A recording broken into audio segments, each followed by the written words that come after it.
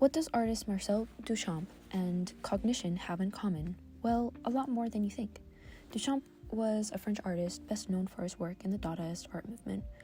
With his unique and innovative thinking that challenged conventional notions of art, his work revolutionized the creative process. However, this is also one of the reasons he is most controversial in the art world. His radical approach to art sparked outrage among many, who questioned the value of his work and legitimacy of his methods. His refusal to conform to artistic norms ignited discussion about the nature of art and the meaning of creativity. In art, opinions can be subjective to the eyes of the beholder when it comes to perceiving an artist's work as brilliant or pure nonsense. So it can only make sense to view this question from another lens. Is Duchamp creative as defined by creative cognition?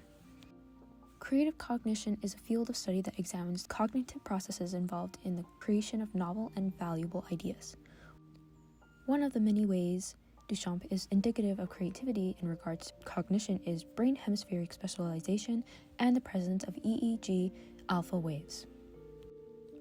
In a meta-analysis study that observed and noted the results of over 140 articles about brain specialization in regards to creativity, it was found a strong association between creativity and right hemispheric brain activation.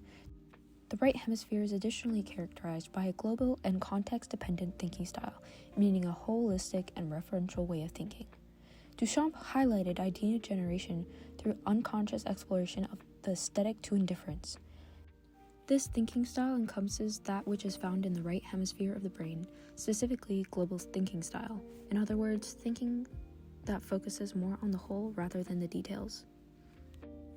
In another study, researchers examined cortical activation, or the presence of alpha or basal alpha waves in the brain in regards to creativity. The results of this study showed that those that were more creative had lower or more variable levels of cortical activation than those that had high activation. Low levels of cortical activation is characterized by unfocused or broad attention, oversensitivity, disinhibition, and the preference for novel stimuli.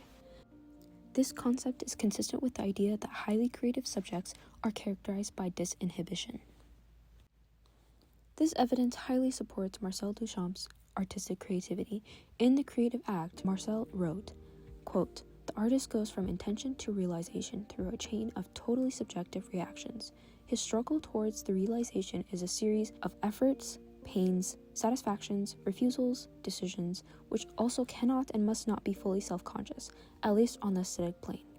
Essentially, Marcel's incremental process comprises of both unconscious and self-conscious exploration in conjunction with intentional refusals and decisions. This describes creativity as an oscillation between divergent and convergent thinking. Duchamp's indifference may be considered to be anti-art as compared to traditional notions of art and creation, but from the point of view of creativity, it is highly generative.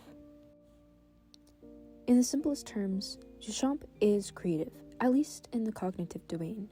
By letting go of his ego and preconceptions, which is indicative of the evidence of the effects of cortical activation and brain specialization on creativity, he was able to tap into a deeper level of creativity and to produce a truly unique and groundbreaking works of art.